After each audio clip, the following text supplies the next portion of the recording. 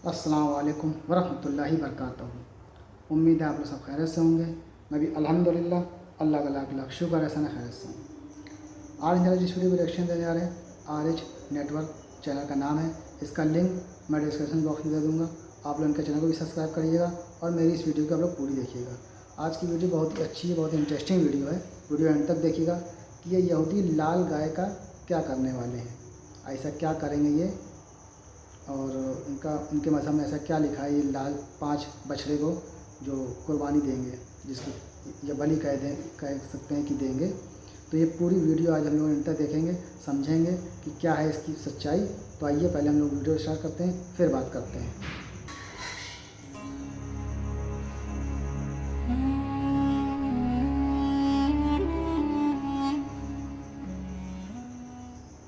Five red हेफर्स मतलब के 5 लाल गाय।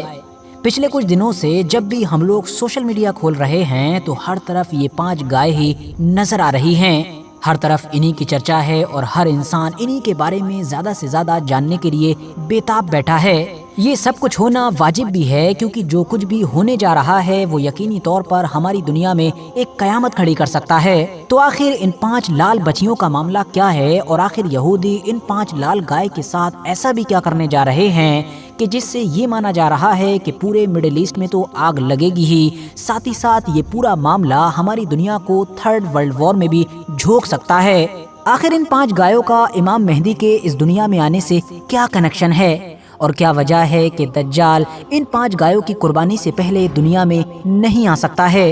तो चलिए अपने इन सारे ही सवालों के जवाब आज की इस छोटी सी वीडियो में जानने की कोशिश करते हैं। RH नेटवर्क के नॉलेजेबल फ्रेंड्स, आपको जानकर शायद हैरानी होगी कि जिस तरह से मुसलमान लोग दिन में 5 वक्त की नमाज अदा करते हैं, बिल्कुल इसी तरह से ही यहूदी लोग भी हर दिन 3 वक्त इबादत करते हैं। और जो कुछ भी इनकी इबादत में पढ़ा जाता है, जो कुछ भी प्रोसेस होता है, उसमें एक चीज़ भी ज़रूर शामिल होती है। वो चीज़ है कि ये लोग हर इबादत में अपनी ज़बान से ये कहते हैं, अपनी ज़बान से ये वादा करते हैं कि एक यहूदी होने के नाते हमारा ये फ़र्ज़ है कि हम हमेशा अपना 3rd टेम्पल बनाने की हर मुमकिन कोशिश करते रहेंगे। अब सवाल ये है कि जिस 3rd टेम्पल यानी जिस तीसरे मंदिर को बनाने का वादा अपनी ज़बान से ये लोग अपनी इबादतों में पिछले सैकड़ों सालों से करते आ रहे हैं, आखिर ये 3rd टेम्पल है क्या, ये कब बनेगा, कैसे बनेगा, कहाँ पर बनेगा? तो दोस्तों, इसके लिए हमको इतिहास में कुछ ज्यादा ही पीछे चलना पड़ेगा। ये बात है हजरत सुलेमान अलैहिस्सलाम के दौर की, कि जब उन्होंने खुदा के हुक्म से जिन्नातों की मदद से एक बड़ी ही आलीशान इबादतगाह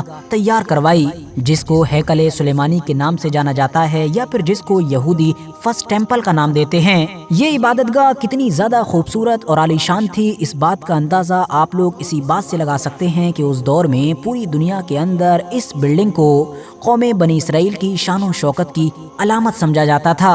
वैसे यहाँ पर मैं आप लोगों को ये भी बताता चलूँ कि ये वही हजरत सुलेमान अलैहिस्सलाम हैं कि जिनको यहूदी या फिर वेस्टर्न कंट्रीज में रहने वाले बाकी लोग किंग सोलोमन के नाम से याद करते हैं, और ये उन्हीं दाऊद अलैहिस्सलाम के बेटे थे कि जिनको किंग डेविड के नाम से याद किया जाता है। फिलहाल फिर हजरत सुलेमान अलैहिस्सलाम के चले जाने के बाद हुआ ये कि उनकी ये कौम नाफरमान हो गई, गलत रास्ते पर पड़ गई, गलत काम करने लगी, जिसका नतीजा ये हुआ कि अब इनके ऊपर खुदा की तरफ से बाबुल का एक जालिम बादशाह, कि जिसको इतिहास में बख्ते नसर के नाम से जाना जाता है, उसको मुसल्लत कर दिया गया।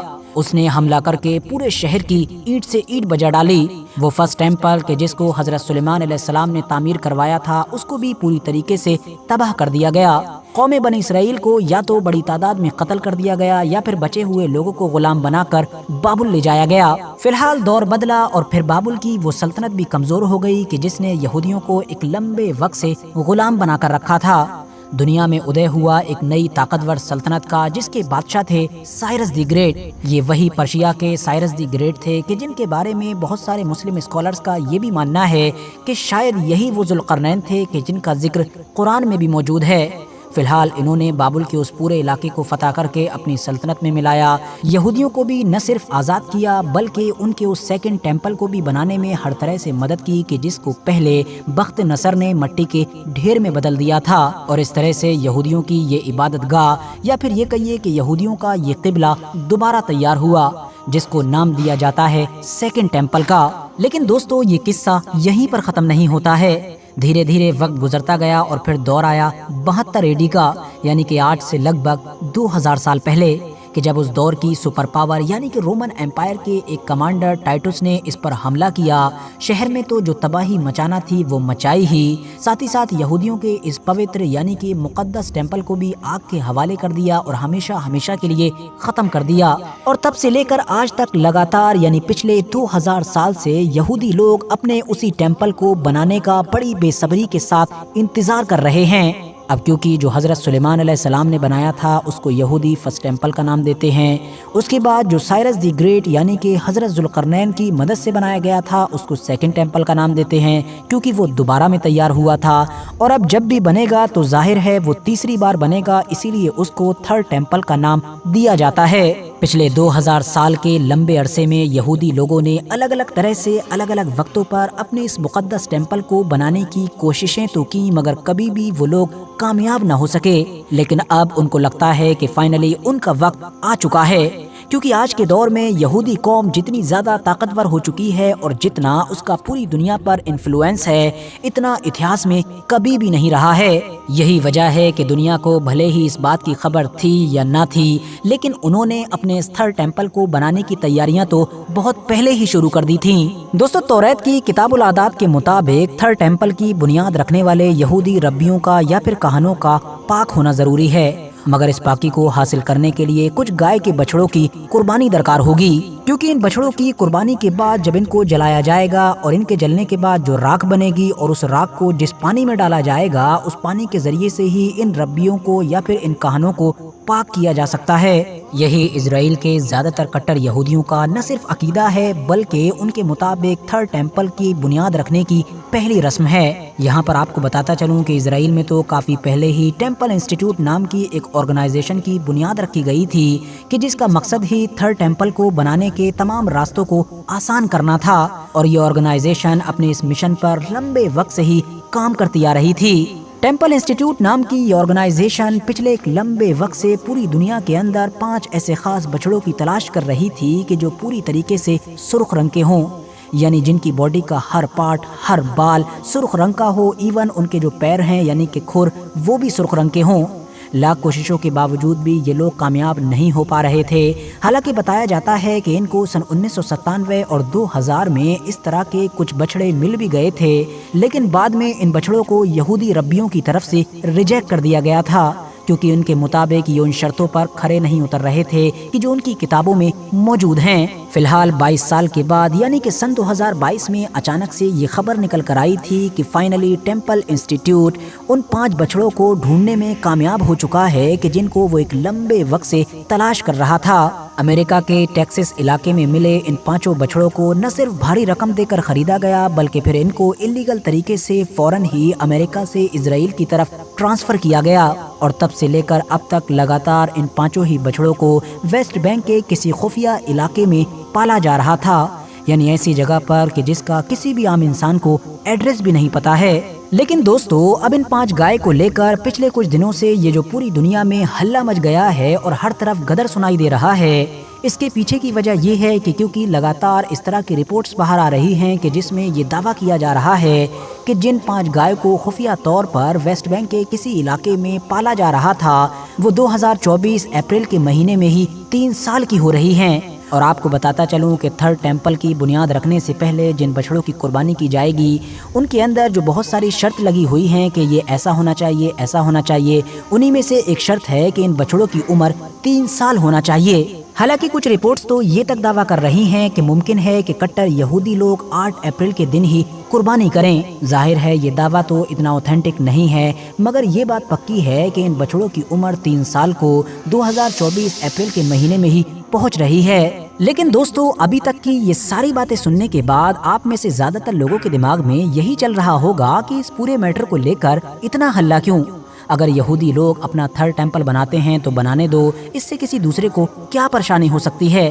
लेकिन नहीं दोस्तों, यहीं पर टर्निंग पॉइंट है। मामला ये है कि कट्टर यहूदी लोगों का ये दावा है कि उनका वो हजारों साल पुराना टेम्पल उसी जगह पर मौजूद हुआ करता था कि जहाँ पर आज के दौर में मुसलमानों की तीसरी सबसे मुकद्दस मस्जिद यानी कि मस्जिद अक्सा और डोम ऑफ द रॉक मौजूद है।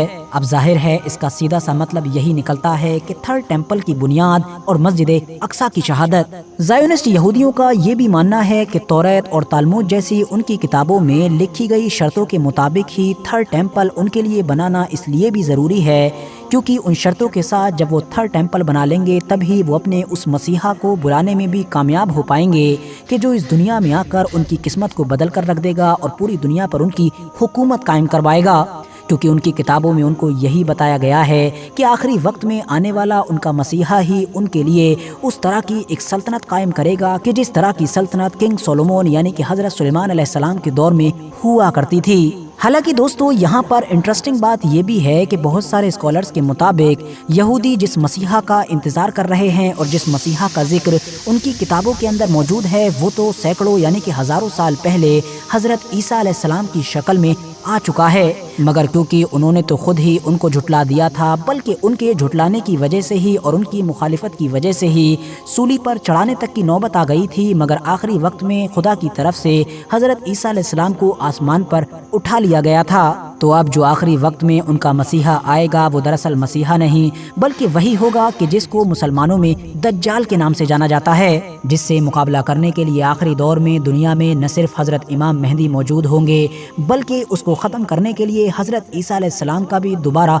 नुज़ूल होगा। तो आसान शब्दों में मतलब यही निकल कर आता है कि अगर थर्ड टेम्पल की बुनियाद रखी जाएगी तो मस्जिद अक्सा की शहादत होगी। शायद यही वजह है कि गाजा में जो जंग हमास और इजरायली आर्मी के बीच शुरू हुई थी उसको बाद में फिलिस्तीन के आम लोगों की नस्ल कशी में बदला जा चुका है, ताकि जब फिलिस्तीनी ऑलरेडी अपने या फिर अपने बच्चों के वजूद बचाने के लिए ही लड़ रहे होंगे तो आखिर वो मस्जिद अक्सा की शहादत पर संघर्ष कैसे कर पाएंगे। बाकी जहाँ तक मामला फिलिस्तीन के अलावा बाकी मुस्लिम दुनिया का है तो उनमें से तो ज़्यादातर मुस्लिम देशों की हुकूमतों का ये हाल है कि अगर उनको इजराइल की तरफ से अच्छे पैसे दिए जाएं तो शायद वो खुद ही थर्ड टेम्पल बनाने का ठेका पकड़ लें। आज का टॉपिक काफ़ी अहम है तो मैं उम्मीद करता हूं कि आप लोग कमेंट्स बॉक्स में अपनी कीमती राय लिखेंगे कि जिसका मैं बड़ी ही बेसब्री के साथ इंतज़ार करूंगा। बाकी आज की ये वीडियो यहाँ पर ख़त्म करने से पहले मैं आप लोगों से ये रिक्वेस्ट तो ये वीडियो मैंने देखा, वाकई में बहुत ही प्यारी वीडियो थी, ये अच्छी वीडियो थी, इबरत वाली वीडियो थी कि क्या है वजह 5 बछड़ों का क्यों कुर्बानी दी जाएगी, मतलब बलि चढ़ाई जाएगी, ये यहूदियों का क्या प्लान है और ये सब हमने जाना। बाकी होगा वही तो जो अल्लाह चाहेगा, किसी के चाहने जाने से क्या होता है कि मस्जिद अक्सा शहीद की जाएगी या नहीं की जाएगी तो अल्लाह बेहतर जाने। बाकी वीडियो अच्छी लगी हो तो कमेंट करके ज़रूर बताइएगा, लाइक भी किया कर दीजिए और शेयर भी किया करिए। तो मिलते हैं इंशाल्लाह नेक्स्ट वीडियो में, तब तक के लिए अस्सलाम वालेकुम वरहमतुल्लाहि वबरकातुहू।